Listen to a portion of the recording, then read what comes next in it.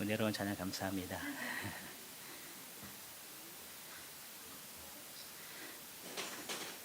교회가 빨리 지어져서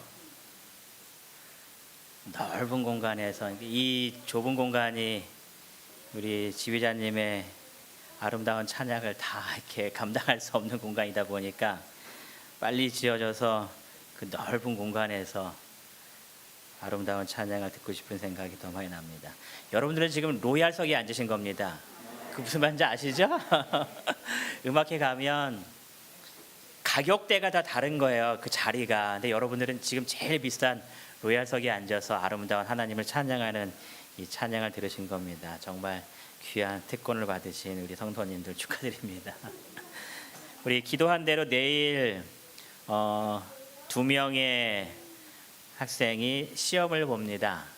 서울삼육중학교와 한국삼육중학교에 입학하기 위해서 우리 서인이와 하음이가 내일 시험을 보게 됩니다. 그래서 오늘 교회에서 준비한 선물을 좀 나눠주고요. 그 다음에 잠깐 기도를 하고 말씀을 시작하도록 하겠습니다. 우리 서인이하고 우리 하음이 지나음 앞으로 나와주세요. 이하음 아닙니다.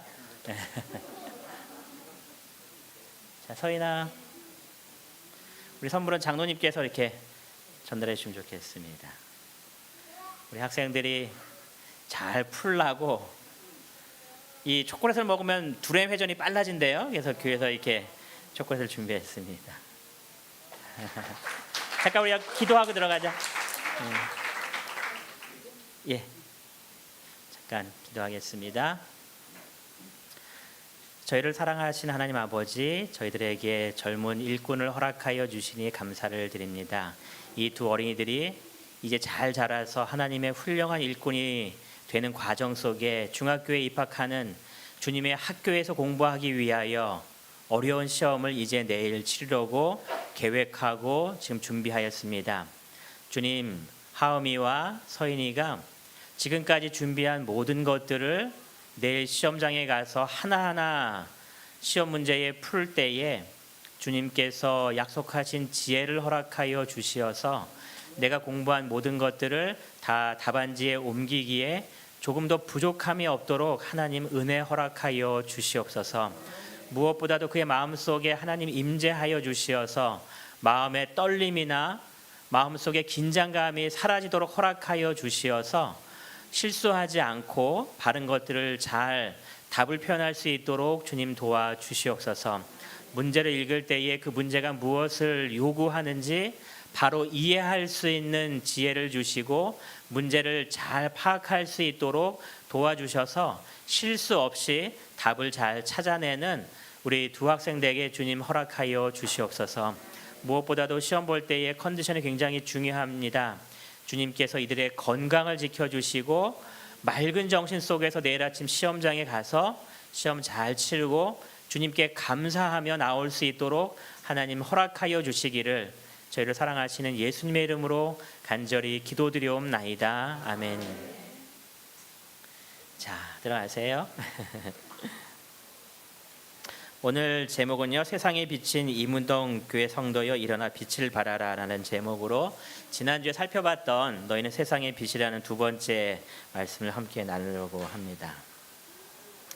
여러분, 지금 이 화면이 어떠한 화면 같으십니까? 딱 그냥 보면 어떠한 장면이 떠오르시는 것 같습니까? 아이들이 오락하고 있는 것 같죠, 그렇죠? 그런 생각 안 되십니까? 아마 오락을 잘 안 하시기 때문에 그럴 텐데 아마 오락하는 장면처럼 느껴질 수 있는 그러한 장면입니다. 근데 여러분, 이것이 지금 오락하는 장면이 아니라요, 실제 예배하고 있는 장면입니다. 이해가 되십니까? 이해가 잘 안 되시는 게 정상입니다. 저도 잘 이해가 안 되는 장면이거든요.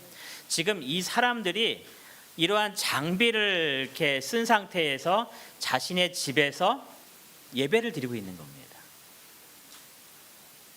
이것이 지금 앞으로 교회가 이러한 방향으로 나갈 것이다라고 많은 사람들이 연구하고 있는 메타버스의 교회에 예배 드리는 모습이라고 이야기합니다. 이미 이 교회는 이 교회가 원래 시작하려고 했던 교회가 아니라 한번 이렇게 보면 사람들이 올까라고 해서 2000년도 초반에 시작했던 교회 이름도 바보교회입니다. 영어로 정말 이렇게 풀이라는 바보라는 단어를 써서 교회 이름을 줬어요. 그런데 오픈했는데 수많은 사람들이 여기에 참석한 겁니다. 참여한 겁니다. 그래서 이 교회를 시작한 사람도 깜짝 놀랐습니다. 여기에 사람들이 올까 했는데 정말 온 겁니다. 그래서 지금까지도 이 사람들이 예배를 드리고 있습니다. 또 미국의 가장 큰 교회 중에 하나라고 여겨지는 교회 중에 한 교회가 코로나 이후에 문을 닫았습니다. 재정적인 어려움도 있었지만 이 사람들이 판단하기에 이제 교회가 나아갈 방향은 건물을 가진 교회가 아니라 이런 그 컴퓨터 상에서 누구나 집에서 자유롭게 참여하는 교회로 전환시키기 위해서 미국에서 초대형 교회임에도 불구하고 5손가락에 드는 교회임에도 불구하고 교회를 매각해 버렸습니다.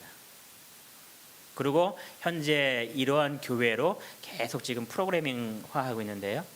그 교회 예배드리는 장면의 모습이 이제 웹사이트에 있어서 좀 들어가 봤습니다. 거기서 침례를 하고 있습니다. 이 사람은 지금 이 고거를 쓰고 이 예배에 참석했는데 그 참석하는 도중에서 이게 결심하고 거기에 이제 그 이런 그 플랫폼이라고 얘기하는데 이런 장치가 여러 가지 있어서 그 중에 한 장소로 옮겨가면 이게 아주 넓은 침례탕이 있는 겁니다. 그래서 한 사람씩 이렇게 물에 들어와서 거기서 침례를 주는 겁니다. 그럼 이 사람은 가만히 집에 앉아서 이렇게 있으면서 이렇게 손가락마저 움직이다가 나 침례 받았다 하고 이제 기뻐하면서 침례 받았다고 하는 겁니다. 이것이 앞으로 나아갈 교회의 모습이다라고 지금 이야기합니다. 그래서 모르겠습니다. 이것이 정말 교회다운 교회가 되는 건지 아니면 사단이 우리를 엉뚱한 방향으로 이끌어가려고 하는 교회인지는 잘 모르겠습니다. 나중에 이 부분에 대해서 좀 더 자세히 말씀을 좀 한번 드릴게요. 제가 이 말씀 드리는 가장 큰 이유는 뭐냐면 이들은 지금 집 안에서만 모든 것이 해결될 수 있다고 해서 집 안으로 자꾸 묶어두는 겁니다. 여러분 현장에 와서 예배드리는 것이 왜 중요한지를 좀 깨달으실 필요가 있어요.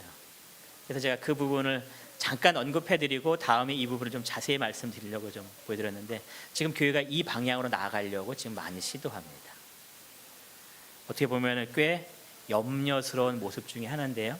미국은 이미 대형 교회들은 이 부분을 시작했고 우리나라에서도 대형 교회들 몇몇 교회들이 이미 이 작업을 시작해서 예배를 지금 드리고 있는 교회들이 있습니다. 물론 현장 예배와 함께 이제 병행하는 겁니다.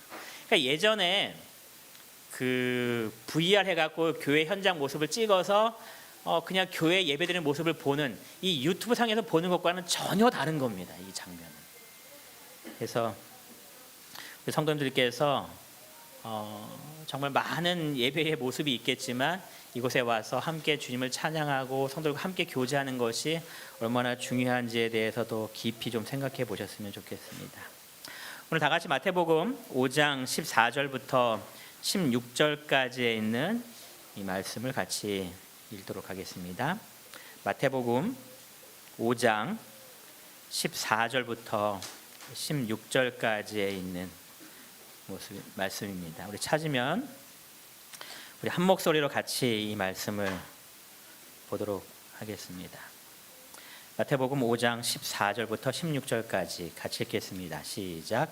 너희는 세상의 소금이니 죄송합니다. 다시 읽겠습니다. 시작. 너희는 세상의 빛이라. 산 위에 있는 동네가 숨겨지지 못할 것이요 사람이 등불을 켜서 말 아래에 두지 아니하고 등경 위에 두나니 이러므로 집안 모든 사람에게 비치느니라. 이같이 너희 빛이 사람 앞에 비치게 하여 그들로 너희 착한 행실을 보고 하늘에 계신 너희 아버지께 영광을 돌리게 하라. 아멘. 어떠한 만화를 그리는 사람이 이 모습을 쭉 생각하면서 이러한 그림을 그렸습니다. 너희는 세상의 빛이라는 이 말씀을 듣고 사람들이 빛이 되기 위해서 이렇게 촛불을 켜서 있는 모습입니다. 그래서 사람들이 말하죠. 주님의 말씀을 따라 살겠습니다. 세상의 빛과 소금이 되어 살겠습니다라고 결심하면서 많이 이렇게 하고 있을 때에 그 다음 컷이 뭐였냐면 이러한 컷이었습니다. 어디서 뭐 하고 있냐고요? 교회 안에서 뭐 하고 있냐는 겁니다. 성경 분명히 우리에게 말씀하시기를 어디에 빛과 소금이라고 얘기하는 거예요? 세상의 빛과 소금이라고 이야기하는 겁니다. 우리가 교회 안에서 교인의 역할을 잘 감당하는 것도 중요하지만 우리들의 역할은 예배가 다 마친 이후에 교회 문을 나가서 일주일 동안 사는 그 삶 속에서 내 주위에 있는 사람들에게 빛과 소금의 역할을 감당하는 것이 더 중요한 사명이라는 겁니다. 교회에서만 교인이 아니라 나가서 살 때에 사람들이 우리를 보면서 우리를 뭐라고 불러야 되는 거예요? 그리스도인이구나. 예수님처럼 사는 사람들이구나. 저 사람을 보니까 예수님이 어떠한 분이신지 알 것 같아. 예수님은 정말 사랑이 많으시고 우리를 위해서 많은 것들을 베푸시는 좋은 분이시구나. 여러분들이 산상보훈 42페이지에 있는 말씀을 보면 이렇게 우리의 사명에 대해서 이야기하죠. 교인들은 온 세상에 뭐래요? 흩어져서 그리스도의 빛을 비추며 사람들을 구원하기 위하여 그리스도께서 하신 것처럼 일하게 될 것이다. 여러분들이 교회 문 밖에 나갈 때의 표현이 바로 이제 온 세상에 흩어지는 겁니다. 또 아침에 집에서 기도하고 이제 일터로 나갈 때에 뭐 하는 거예요? 온 세상에 이제 흩어지시는 겁니다. 이 말씀을 보면서 어떤 생각도 했냐면 우리가 그러니까 제 자신도 보면 교인이 되면 시간이 지나면 지날수록 우리의 관계가 넓어질까요? 좁아질까요? 네? 제 자신의 모습을 보면 이 사회적 관계가 점점 좁아지는 것 같아요. 만나는 사람이 나중에 누구밖에 없어요? 이문동 교회밖에 없는 것 같아요. 근데 그것은 아니라는 겁니다. 그래서 여러분들이 동네에서 반장도 하시고 통장도 하시고 그리고 제가 어떤 생각도 좀 해봤냐면 다음에 아파트 동대표를 뽑을 때에 이 아파트 동대표를 좀 나가는 것도 괜찮겠다. 우리의 영향력을 더 넓혀서 세상에 빛이 되는 그러한 역할이라는 겁니다. 한 주 동안 그리스도를 나타내는 통로로서 내 주위에 있는 사람들에게 빛의 역할을 한 주 동안 잘 비추셨는지 내 모습을 좀 한번 생각해 보면 좋겠습니다. 너희 착한 행실을 보고 하늘에 계신 너희 아버지께 영광을 돌리게 하라고 그랬는데 내 삶이 한 주 동안 정말 그러한 삶이었는지, 예수님을 믿지 않는 내 남편이, 예수님을 믿지 않는 내 부인이, 또는 믿지 않는 시부모님이, 또는 내 자녀들이 나를 통해서 그리스도를 보고 하나님께 영광을 돌리는 그러한 일들이 내 삶 속에서 있었는지, 혹 부족했다면 마음속에 결심하시면서 하나님, 내가 세상의 빛, 우리 가정의 빛, 우리 이웃의 빛이 될 수 있도록 도와달라고 간절히 기도하시는 가운데 예수님께서 우리에게 주신 그 사명을 넉넉히 이루는 우리 모든 성도님 되시기를 간절히 바랍니다. 우리가 지난 시간에는 그리스도의 품성을 나타내는 빛에 대한 모습을 봤습니다. 이 세상에 있는 어둠은 하나님의 품성에 대한 오해의 어둠이다라고 말씀드렸는데요. 오늘 두 번째는 진리에 대한 어둠입니다. 하나님의 품성에 대한 어둠뿐만 아니라 이 세상은 이 진리에 대한 어둠으로 가득 차 있음을 이야기합니다. 오늘 교과 결론의 내용이 이 내용이었습니다. 인간은 전인적인 존재로서 몸과 분리되어 별도로 존재하는 영혼은 없다고 성경은 분명히 이야기합니다. 하지만 사탄이 하와를 유혹할 때 했던 결코 죽지 아니하리라는 거짓말은 여전히 많은 사람을 사후 세계에 대한 잘못된 이해로 인도합니다. 마지막 때를 살아가는 그리스도인으로서 사탄의 오류에 빠지지 않기 위해 하나님의 분명한 말씀 위에 굳건히 서야 합니다. 여러분, 이 말씀을 보면서 정말 마음속에 동의하시나요? 많은 세상에 있는 사람들이 하나님의 이 죽음에 대한 말씀에 대한 오해들을 하고 삽니다. 진리의 바탕에 서 있는 것이 아니라 잘못된 거짓의 바탕 위에 많은 사람들이 서 있습니다. 그래서 이 세상은 진리에 대한 어두움으로 지금 가득하다는 이야기입니다. 사단이 하나님의 이 진리의 말씀을 사람들이 깨닫지 못하도록 하기 위해서 많은 거짓말로 이 사람들을 어두움 가운데 몰아넣고 있습니다. 세상은, 이 성경은 이 사단의 이 마귀에 대해서 이렇게 표현했습니다. 그는 뭐래요? 거짓말쟁이라고 이야기합니다. 그는 처음부터 거짓말을 시작했고, 얼마나 거짓을 잘하는 사람인지 이 사람을 보고, 이 마귀를 보고도 뭐라고 표현하냐면 거짓의 압이다 이렇게 얘기합니다. 사단은 수많은 거짓말로 이 사람들을 진리 가운데 인도하는 것이 아니라 진리에서 어두움으로 빠지도록 계속해서 사람들을 미혹하고 있습니다. 사람들이 진리를 깨달아야 하는데 이 사단으로 말미암아 사람들은 이 진리가 점점 어두워진 길을 가고 있는 그런 세상의 모습들입니다. 시대가 흘러가면 흘러갈수록 진리가 더 빛을 발하는 것이 아니라 사단의 어둠으로 인하여서 그 길은 점점점 어두워갑니다. 결국 사단의 가르침에 많은 사람들이 빠져서 길을 전혀 분별할 수 없는 아주 깜깜한 어둠 속에 그 사람들이 살아가고 있는 것이 지금 현실의 모습들입니다. 다 내가 알고 있는 것이 진리인 양 사람들이 살아갑니다.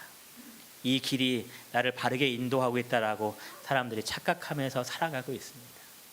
요즘 종교의 가르침은 이렇습니다. 절대적 진리는 존재하지 않는다라고 말합니다. 요즘 젊은이들에게 이것이 절대적인 진리야라고 제시하면 그들은 거부한다라고 이야기합니다. 물론 우리 교회에 있는 청년들이 아니라 세상에 있는 사람들은 절대적 진리를 이제 인정하기 싫어한다라는 겁니다. 서울 가는 길이 몇 개가 있을까요? 구원받는 길도 그렇다라는 겁니다. 이 교회도 구원받을 수 있고 저 종교도 구원받을 수 있고 다 다양한 길로 해서 너희들이 원하는 진리를 추구하면 그 진리대로 구원받는다라고 가르칩니다. 어둠 속에서 사람들이 길을 잃고 헤매고 있는 겁니다. 그런 세상 속에서 우리의 역할이 과연 무엇일까요? 어둠 속에서 빛을 발하는 겁니다. 사람들에게 진리가 무엇인지 발견할 수 있도록 진리의 빛을 그들에게 환히 비춰주는 겁니다. 그래서 어둠 속에 있던 사람들이 이것이 진리가 아니라는 것을 분명히 깨닫고 진리의 길로 올바르게 서서 하나님을 섬기게 만드는 것이 우리가 해야 될 중요한 역할이다라고 이야기합니다. 가리고 뽑은 기별 1권 93페이지에 이렇게 말씀하셨는데요. 우리 같이 한번 읽어보겠습니다. 시작. 진리에 대한 지식을 가진 자들은 일어나 빛을 발하라. 여러분, 진리에 대한 지식을 가진 자들은 뭐 해야 된다고 말씀하시는 거예요? 일어나서 빛을 발해야 된다라고 말합니다. 온통 어두움 가운데 있는 이 세상에 진리의 빛을 드러내야 한다라고 말씀하십니다. 진리에 대한 지식을 가진 자들은 누굴까요? 누굴까요? 김종환 비집사님 누굽니까? 예? 예. 그렇죠? 우리예요, 그렇죠? 지금 여기 앉아 계신 제7일 안식일 예수 재림 교인들입니다. 하나님의 남은 자손이라고 자부하고 있는 우리들입니다. 진리의 지식을 가지고 있다라고 자부하는 우리들이라면 그 다음 행동이 뭐가 필요한 거예요? 일어나 빛을 발하는 일이 필요하다는 겁니다. 여러분의 삶 속에 여러분들이 진리를 가지고 있는, 진리의 지식을 가지고 있는 하나님께서 선택한 남은 마지막 백성들이라고 확신하신다면 진리의 빛을 세상에 전할 수 있는 그 사명을 받았음을 꼭 기억하게 되시기를 바랍니다. 우리가 이 세상에 전해야 될 이 진리에 대해서 화인 여사는 현대 진리라고 이야기합니다. 현대 진리라는 것은 각 시대마다 전해져야 할 하나님께서 준비하신 기별이라고 말을 합니다. 어떠한 진리들이 있습니까? 우리가 전해야 될 현대 진리는 과연 무엇이 있습니까? 여러분의 머릿속에 현대 진리하면 뭐가 떠오르십니까? 건강기별, 안식일, 세천사기별. 전 장로님 뭐가 있습니까? 어디 계시죠? 뭐가 있습니까? 네? 여러분 뭐가 있습니까? 현대 진리, 여러분들이 전해야 될 기별인데 도대체 뭐가 있습니까? 또 뭔가 있지 않아요? 예. 성소에 대한 기별이라고 이야기합니다. 안식일 기별이라고 이야기하고요. 재림에 대한 기별, 죽은 자들 지옥에 대한 기별, 그리고 세천사의 기별이 우리가 전해야 될 마지막 현대 진리라고 이야기합니다. 이것이 우리가 세상 사람들에게 밝히 빛을 내야 될 하나님께서 우리에게 맡겨주신 현대 진리 마지막 기별입니다. 우리가 전하지 않으면 어느 누구도 전할 수 없는 진리의 빛을 가진 이 기별입니다. 초기 문제 104페이지에 이러한 말씀을 하고 있는데요. 우리 같이 한번 이 말씀을 읽어보겠습니다. 어두움이 시작. 어두움이 짙어가고 오류가 증가해 갈수록 우리는 진리에 대해 보다 철저한 지식을 가져야 하고 성경을 가지고 우리의 입장을 고수할 수 있도록 준비하여야 한다. 여러분 뭐라고 이야기합니까? 어두움이 짙어가고 오류가 증가해가는 이 시대에서 우리가 해야 될 역할은 진리에 대해 보다 철저한 지식을 가져야 한다는 겁니다. 안식에 대해서 그냥 그런 것 같아라는 그런 아주 애매모호한 그런 지식이 아니라 죽음에 대해서 이야기하고 사후세계에 대해서 이야기할 때에 새천사 기별이 무엇인가에 대해서 이야기할 때에 그냥 새천사 기별이 있는 것 같아 그런 그냥 막연한 그런 지식이 아니라 거기에 대한 철저한 지식이 있어야 된다고 이야기합니다. 또 뭐라고 이야기하냐면 우리의 입장을 잘 드러낼 때에 무엇을 가지고 할 수 있어야 된다고요? 성경을 가지고. 내가 생각해 보니까 이게 이건 것 같아. 그게 아니라 모든 사람이 같이 믿고 있는 이 성경을 통하여 성경을 보니 이것이 확실하지 않냐라고 이 성경을 가지고 우리의 입장을 고수할 수 있어야 한다라고 이야기합니다. 여러분 우리가 전해야 될 이 기별에 대해서 정확하게 이해하시고 또 알지 못하는 수많은 사람들에게 하나님께서 우리에게 주신 이 진리의 기별이 무엇인가를 밝히 드러낼 수 있는 우리 이문동교회 성도님 되시기를 간절히 바랍니다. 왜냐하면 이것은 우리에게 주신 하나님의 사명이기 때문에 그렇습니다. 이것 때문에 여러분을 택하신 겁니다.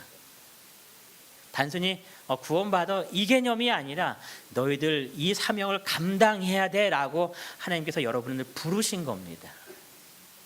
아니면 여러분들이 이 교회에 왜 앉아 있겠습니까? 정말 하나님께서 선택한 남은 백성이라고 자부한 이 교회에 우리가 어떻게 앉아 있겠습니까? 하나님께서 부르셨기 때문에 앉아 있는 겁니다. 이 사명을 감당하도록 하기 위해서 부르신 겁니다.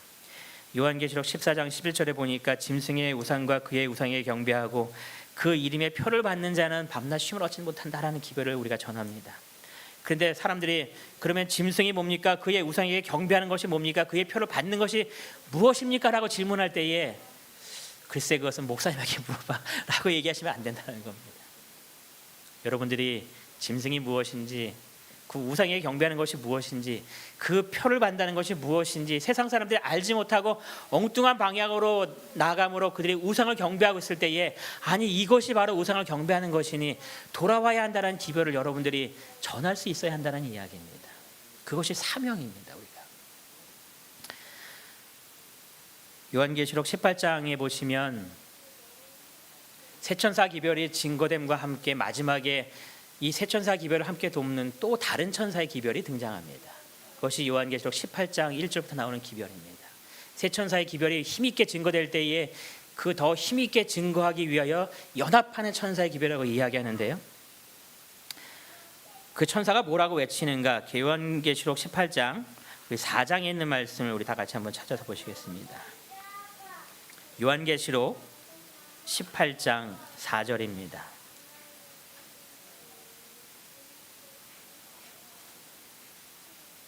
우리 찾으신 분께서 먼저 읽어주시기 바랍니다. 또 내가 들으니 하늘로부터 다른 음성이 나게 이르되 내 백성아 거기서 나와 그의 죄에 참여하지 말고 그가 받을 재앙을 받지 말라. 여기에 보니까 바벨론에 있는 사람들에게 외쳐지는 음성에 대해서 이렇게 말을 하고 있습니다. 하늘에서 큰 음성이 다른 음성이 나와서 뭐라고 외치고 있어요? 바벨론에 있는 사람들에게 거기서 나오라. 그 앞에 뭐가 있습니까? 내 백성아라고 이야기해요. 내 백성아. 그럼 현재 그 바벨론 안에 누가 있다는 이야기입니까? 하나님의 백성이 있다는 이야기입니다. 진리를 깨닫고 진리로 나올 수 있는 그 하나님의 백성이 그곳에 현재 앉아 있다는 겁니다. 그들에게 우리가 진리를 전하는 겁니다. 그럴 때 그것의 진리를 깨닫고 어떻게 되는 거예요? 바벨론으로부터 나오는 겁니다. 그 안에 있는 하나님의 백성을 부르기 위해서 누구를 부르신 거예요? 우리를 부르셨다는 이야기입니다. 우리가 그들에게 진리의 기별을 외친 겁니다. 그때 바벨론에 있던 하나님의 그 가운데 있던 백성들이 진리를 깨닫고 이 길이 아니었구나라는 것을 그들이 마음속에 깨달은 다음에 그들로부터 나와서 이 진리의 모습에 협력하여 하나님의 놀라운 재림을 함께 맞이하는 역사가 일어나게 되는 겁니다. 여러분, 이러한 일이 일어나기 위해서 우리가 뭐 해야 되는 거예요? 그러니까 진리를 선포해야 되는 겁니다. 수많은 사람들에게 빛을 전해야 되는 겁니다. 여러분들이 빛을 전하지 않으면 바벨론에 있는 하나님의 백성들이 진리를 깨달을 수 없으며 그 깨닫지 못한 결과 거기서 뭐 할 수 없는 거예요? 나올 수 없는 겁니다. 굉장히 중요한 사명을 갖고 있나요? 굉장히 중요한 사명을 갖고 있는 겁니다. 나를 통해서 하나님의 백성들, 어둠 가운데 하나님의 백성들이 빛을 찾아오게 되는 놀라운 역사입니다. 제가 좋아하는 표현 중에 한 표현인데요. 그 부조 선지자 333페이지에 이러한 말씀이 있습니다.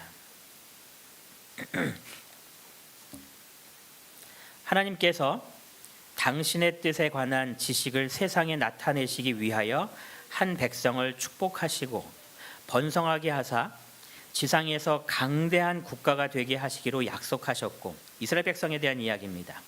그 백성들을 당신의 무엇으로 삼으셨대요? 율법의 수호자로 삼으시고자 하셨다. 하나님께서 이스라엘 백성들을 택하시고 그들에게 수많은 복을 준 이유에 대해서 말씀하시면서 하나님의 뜻에 관한 지식을 세상에 나타내기 위해서 그들을 부르셨는데 그들을 무엇으로 삼으셨냐면 율법의 수호자라는 겁니다.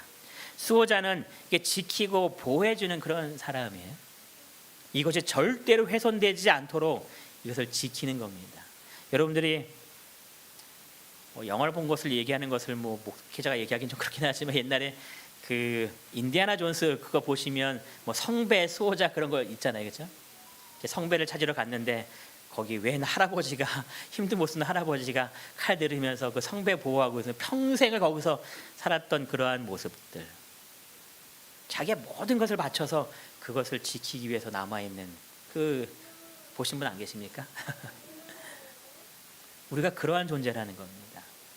하나님의 율법을 수호하는 사람들입니다. 진리가 훼손되지 않도록 그 진리를 꽉 붙잡고 있는 사람들입니다.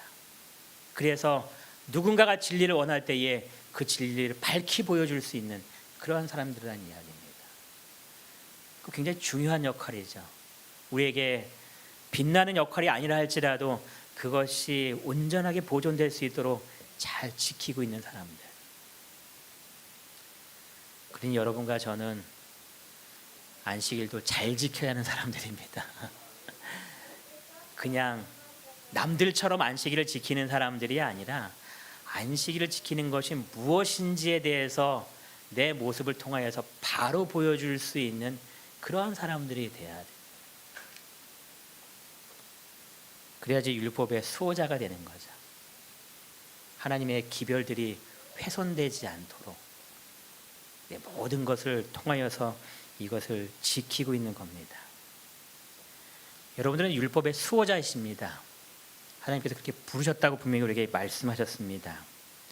율법의 수호자로서 하나님께서 주신 사명을 감당하기로 결심하게 되시기 바랍니다.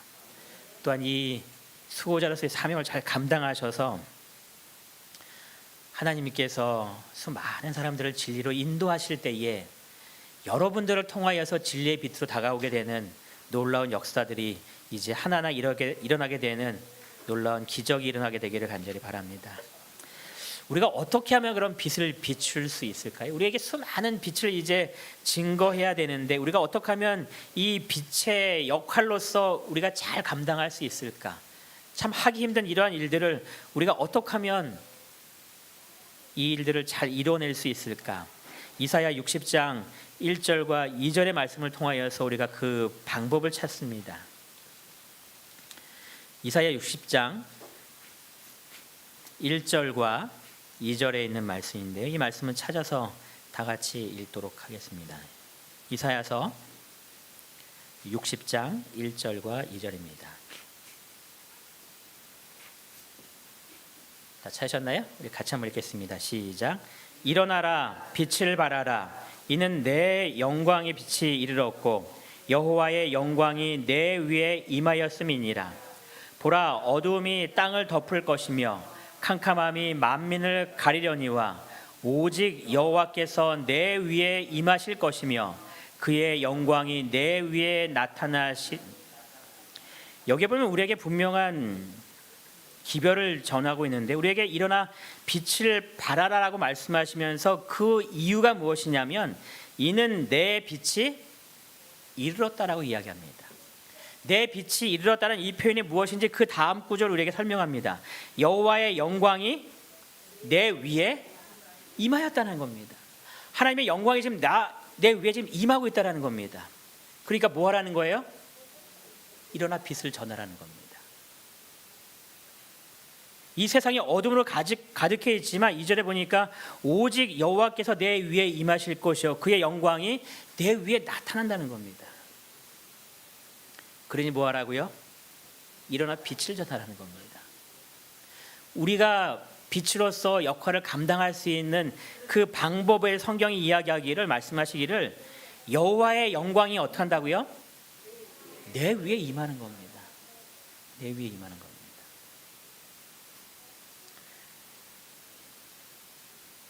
어두운 밤에 이 달이 쫙 이렇게 비춥니다. 여러분 예전에 이렇게 전기가 이렇게 시골에는 잘 없을 때에, 또 옛날 어른들이 말씀하실 때에 밤길을 걸어갈 때에 무엇 보고 이렇게 걸어갑니까? 이 달빛 보고 이렇게 걸어간단 말이에요. 그러니까 저는 잘 그거를 체험하지 못해서, 왜냐하면 저는 계속 서울에서만 살았기 때문에 하도 불빛이 많으니까 달빛이 얼마나 밝은지를 몰랐어요. 제가 91년에 대학생 후배들을 데리고 이제 봉사대를 가는 그 준비 과정 속에서 그 학생들을 데리고 정선에 갔습니다. 한 20명 정도 되는 이제 학생들이 다 모였습니다. 저희들이 이제 2박 3일의 일정을 잡으면서 하루 일정이 뭐였냐면, 여러분 그 옛날 시대에 MT를 가면은 꼭 해야 되는 게 뭘까요, 전장로님? 캠파이어도 있는데 그 어떤 훈련하기 위해서 가면 뭐 해야 될까요? 담력 훈련해야 된단 말이에요, 그렇죠? 그래서 이제 담력 훈련하기 위해서 2학년 친구들이 이제 각각 어떤 역할을 할 것인지, 너는 우물 속에 들어가 있어, 결국 이제 다 역할을 정한 겁니다. 근데 어디는 아무도 가겠다고 얘기를 안 하는가, 산 위로 가겠다는 사람은 한 명도 안 나오는 겁니다. 근데 제가 나이가 제일 많은데 내가 안 가겠다는 얘기를 이제 못 하게 된 겁니다. 그래서 다 배정해 주다가 산은 절대로 자기들은 안 가요. 다 빠지는 바람에 이제 어쩔 수 없이 이제 산 위로 이제 올라갔습니다. 근데 여러분 산 위로 올라가는데 정선이라는 걸 91년도만 해도 아주 깡촌이었습니다. 별로 이제 있는 거 없는 그런. 산 위로 올라가는데 와, 달빛을 보고 걸어갈 수 있구나 제가 그때 처음 느꼈어요. 얼마나 밝은지 길이 다 보이는 거예요. 여러분 근데 달은 발광체일까요? 아니면 반사체일까요? 달은 우리가 잘 압니다, 그렇죠? 달 스스로에게는 뭐가 없습니까? 빛이 없습니다. 달은 빛이 없습니다. 달은 저녁에 스스로 자기의 빛을 발해서 이 지구의 어둠을 밝히고 있지 않습니다. 뭐 때문에 밝히고 있어요? 태양으로 빛을 받아서 그 빛을 반사하는 겁니다. 그래서 어둠에 있는 사람들이 반사된 빛을 보면서 이 밤중에 살아갈 수 있고 길을 찾을 수 있게 되는 거죠. 하나님의 영광이 임하면 우리는 반사체로서 뭐 할 수 있는 거예요? 하나님의 빛을 전하는 겁니다. 여러분은 발광체가 아닙니다. 나에게 있는 것으로서 빛을 낼 수가 없다는 이야기입니다. 예수님께서 너희는 세상의 빛이라고 말씀하셨다는 그 말씀은 주님께서 나 자신을 빛이라고 말씀하시면서 그 빛을 우리에게 주시겠다는 이야기입니다. 그럼 나는 뭐 하면 되는 거예요? 그 빛을 받고 나아가면 사람들이 나에게서 비춰지는 빛을 보게 되는 겁니다. 여러분 막 노력해갖고 빛이 되려고 해서 빛이 되는 것이 아니라 하나님의 영광이 여러분들에게 임했을 때 자연스럽게 나타나는 그냥 현상 중에 하나라고 이야기하는 겁니다. 구약성경에 보면 재밌는 사건이 하나 있어요. 모세의 얼굴에서 빛이 막 나는 겁니다. 그래서 얼마나 빛이 이렇게 밝은지 이스라엘 백성들이 두려워서 모세의 얼굴을 못 쳐다보는 겁니다. 아마 마치 아담과 하와가 입었던 빛의 옷 같은 그런 빛이었던 것 같아요. 그러니까 이 빛을 감당할 수가 없었죠. 그래서 이 모세의 얼굴에 이 빛이 난 것을 이렇게 묘사하면서 미켈란젤로가 만든 모세의 상이 있습니다. 근데 모세의 상을 자세히 보시면 그의 이렇게 얼굴이 이렇게 생겼어요. 근데 여기에 보시면 뭐가 있냐면 뿔이 있어요. 뿔. 이렇게 뿔난 모세의 이렇게 모습이 조각상이 되어 있거든요. 그 이유가 뭐냐면 이 모세의 이 빛난 그 광채에 대해서 설명할 때에 이 광채라는 단어가 두 가지로 사용이 됩니다. 하나는 빛을 말하는 것이고 또 하나는 뭐라고 기억했어요? 이렇게 뿔을 드러내는 겁니다. 그래서 이 미켈란젤로가 이렇게 빛이 나는 것을 표현할 수 없으니까 이렇게 뿔난 모습으로서 이 묘사를 이렇게 좀 했는데요. 뭐 성경에서 정확히 말한 건 뿔이 아니죠, 그렇죠? 성경에서 정확하게 묘사한 거는 빛이 나는 겁니다. 너무나 밝은 빛이 나는 겁니다. 모세의 얼굴에서 어떻게 이렇게 빛이 나게 되었을까요? 모세도 우리가 똑같은 사람이잖아요, 그렇죠? 여러분과 저도 모세 같은 똑같은 사람이란 말이에요. 근데 모세가 도대체 뭘 했길래, 어떤 일이 모세에게 일어났길래 모세의 얼굴에 빛이 나게 시작했을까요? 여러분들 이 성경 말씀을 읽으면서 답을 한번 찾아보시기 바랍니다. 자세히 읽어보시면서 도대체 모세의 얼굴에서 왜 빛이 났는가 한번 답을 찾아보시기 바랍니다. 답이 뭐예요? 여기에 보니까 모세가 여호와와 말하였으므로 말미암아 얼굴에서 광채가 났다는 겁니다. 모세가 한 게 뭐예요? 여호와와 말한 겁니다. 모세가 산에 올라가서 열심히 돌을 닦은 게 아니라는 이야기죠. 그가 한 것은 여호와와 대화한 겁니다. 하나님과 이야기한 겁니다. 그가 한 것은 그거밖에 없다는 거예요. 그래 내려오니까 사람들이 나를 보고서 다들 두려움에 떠는 겁니다. 모세가 자기는 몰랐어요, 그렇죠? 얼굴에서 빛이 나는 걸 자기는 몰랐습니다. 사람들이 바라보고 놀라는 겁니다. 어떻게 이런 일이 일어났는가 조금 더 자세히 보면요, 출애굽기 33장 18절에 보시면 모세가 하나님한테 이렇게 말합니다. 주의 영광을 내게 보이소서라고 말합니다. 여러분 감히 이러한 기도를 할 수 있으실까요? 지금 모세가 하나님한테 뭐라고 얘기하고 있냐면 아직 시내산에 올라가기 전입니다. 하나님한테 요청하기를 하나님 주의 영광을 내게 보여주세요라고 지금 모세가 하나님께 기도하고 이야기하는 겁니다. 하나님의 영광을 보고 싶습니다. 그때 하나님께서 뭐라고 하셨을까요? 내 얼굴을 보고 살 자가 없다라고 말씀하세요. 그러면서 어떻게 말씀하셨는가? 33장 22절과 23절의 말씀을 우리 찾아서 한번 읽어보시겠습니다. 32장 22절과 23절 찾으신 분께서 읽어주시면 감사하겠습니다.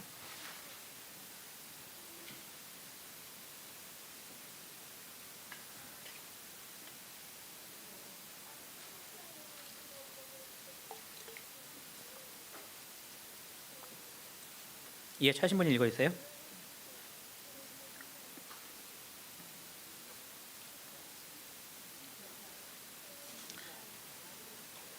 죄송합니다. 제가 2장이라고 그랬나요?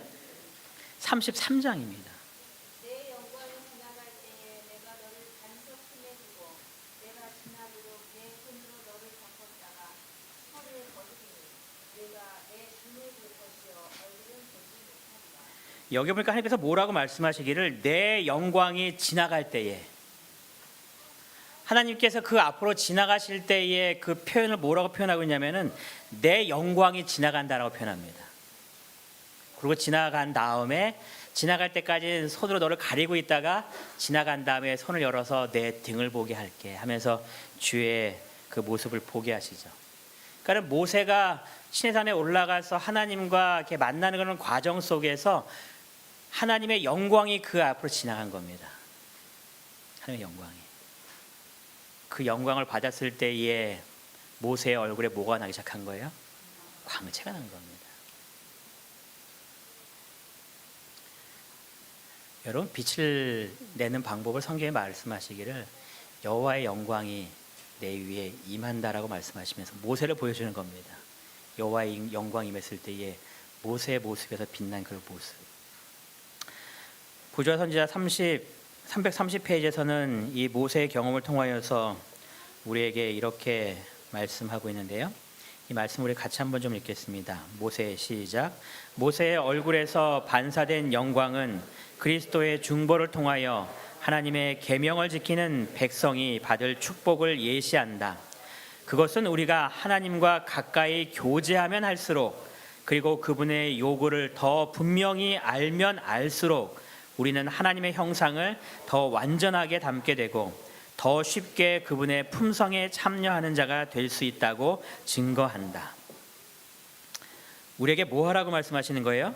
하나님과 가까이 교제하라는 겁니다. 하나님과 가까이 더 교제하라는 겁니다. 그렇게 계속 말씀하시기를 그분의 요구를 더 뭐 하라는 거예요? 더 많이 분명하게 알게 되라는 겁니다. 그러면 우리가 변화된다는 거죠. 하나님의 영광이 임해서 우리를 변화시키는 놀라운 역사가 일어난다라고 이야기합니다. 산상보훈에 또 이렇게 이야기합니다. 우리가 의의 태양을 향하고 그리스도와 접촉할 때, 의를 향한 그리스도를 바라보고 그리스도와 접촉하게 될 때 온 심령은 하나님의 임재의 빛으로 장렬한다. 빛이 막 발산되는 겁니다. 뭐 할 때요? 그리스도와 접촉할 때. 또 교회 증언 4권은 이렇게 말합니다. 하나님과 진정으로 연결된 사람은 하늘의 빛을 반사함으로써 세상과 교회에서 구원하는 능력을 갖게 될 것이다. 어떠한 사람이요? 하나님과 진정으로 연결된 사람. 이런 사람들에게 나타나는 놀라운 은혜인 겁니다. 빛이 되어서 세상과 교회에서 구원하는 능력을 갖게 되는 놀라운 하나님의 은혜를 경험하는 겁니다. 그럼 여러분, 하나님과 가까이 교제한다라는 말은 도대체 무슨 말일까요? 의의 태양을 향하고 그리스도와 접촉하게 된다는 말은 무슨 말일까요? 하나님과 진정으로 연결된다라는 것은 도대체 무슨 말일까요? 우리가 어떻게 해야 된다는 이야기를 말하고 있을까요? 이 아이가 열심히 하나님의 말씀을 읽습니다. 이쁘죠? 하나님을 찬양합니다. 이 기도하는 애는 더 예쁘죠? 우리 자녀들 저렇게 기도하면 얼마나 예쁠까요? 하나님의 말씀을 듣고 있는 겁니다. 이것이 좀 뭐 하고 있는 걸까요? 하나님과 가까이 교제하고 있는 겁니다. 말씀을 보면서 하나님을 만나는 겁니다. 기도하면서 하나님과 대화하는 겁니다. 예배를 통해서 그리스도와 접촉하고 있는 겁니다. 우리의 삶의 모든 순간들이 주님과 만나고 또 진정으로 하나님과 연결되고 가까이 교제하는 이 모든 것들은 바로 말씀 생활하고 기도 생활하고 삶 속에서 찬양하고 하나님께 예배드리는 이 모든 순간들을 이야기하는 겁니다. 그러니 여러분, 안식일날 또 화요일날 금요일 교회 나와서 예배드리실 때에 딴 생각하시면 안 되는 겁니다. 여러분, 지금 우리가 말씀을 보고 기도하고 찬양하고 하나님께 나아갈 때 이것은 영적으로 충전하고 있는 겁니다. 말씀을 통해서 지금 충전받고 있는 겁니다. 기도를 통해서 하나님의 영광을 지금 충전받고 있는 겁니다. 여러분들 예배 드리실 때에 하나님의 거룩한 임재를 통해서 이 빛을 지금 충전받고 있는 겁니다. 여러분이 핸드폰을 많이 쓰시죠? 여러분, 이 핸드폰 쓸 때 어떡합니까? 핸드폰 딱 산 다음에 여러분이 이 핸드폰을 버릴 때까지 충전을 한 번도 안 하시고 사용하실 수 있습니까? 이 충전을 날마다 해야 된단 말이에요. 제가 어제 밤중에 밤새도록 꼽아놓고 자서 100%였던 것이 시간이 지나니까 이제 86%로 좀 줄어들었어요. 또 저녁에 되면 또 내일 쓰기 위해서 또 뭐 어떻게 할까요? 또 연결해서 충전해서 또 씁니다. 여러분은 영적 충전을 하기 위해서 얼마의 텀을 두고 계십니까? 여러분 아무리 바빠도 충전이 안 된 이 핸드폰을 쓸 수는 없습니다. 왜냐하면 그것을 쓰면 바로 뭐가 돼요? 방전돼서 나가버리거든요. 여러분 우리가 빛의 역할을 잘 감당하지 못하고 있다면 어쩌면 영적인 충전의 부족이 아닌지도 모릅니다. 아직 충전되지 않았는데 나갔기 때문에 빛을 낼 수 없는지도 모릅니다. 여러분 충전은 일주일에 한 번 안식일을 통해서만 이루어질 수 있는 건 아닙니다. 어떻게 해야 돼요? 매일매일 충전하셔야 됩니다. 매일매일.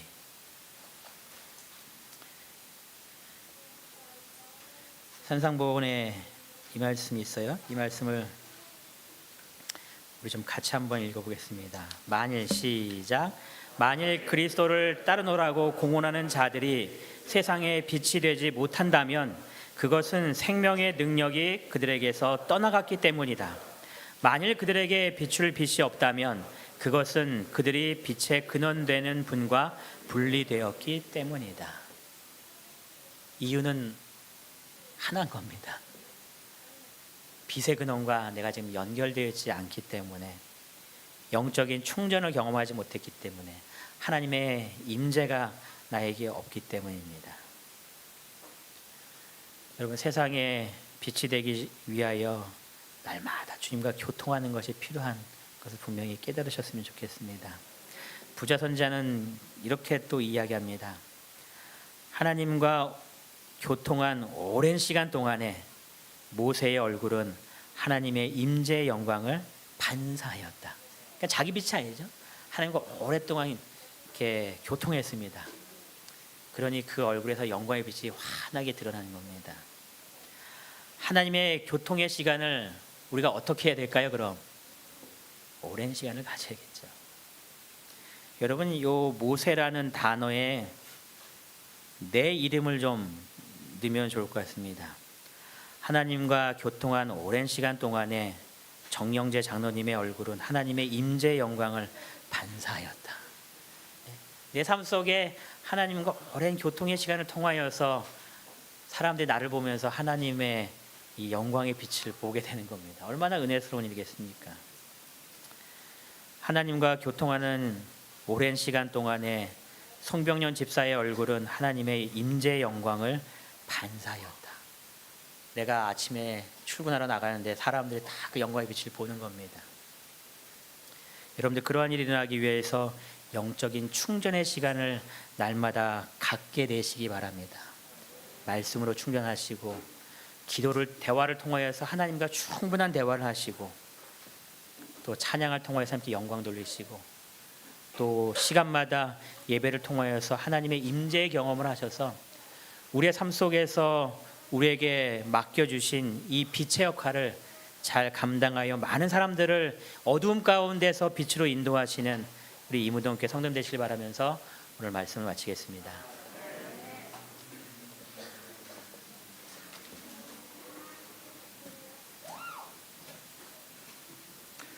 마치는 찬미는 640장입니다.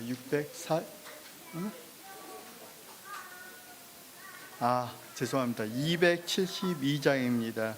272장 부른 후에 말씀하여 주신 목사님께서 기도하여 주시겠습니다.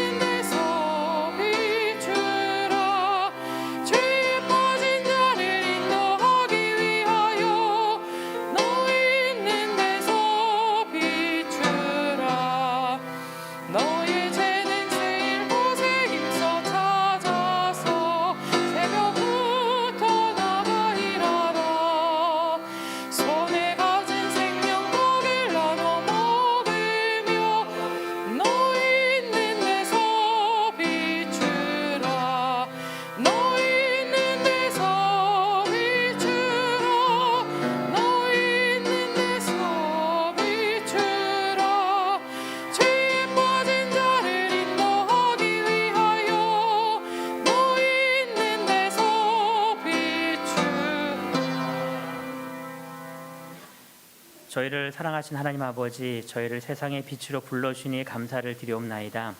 이 사명과 역할을 잘 감당할 수 있는 이문동교회 성도 되도록 축복하여 주시옵소서.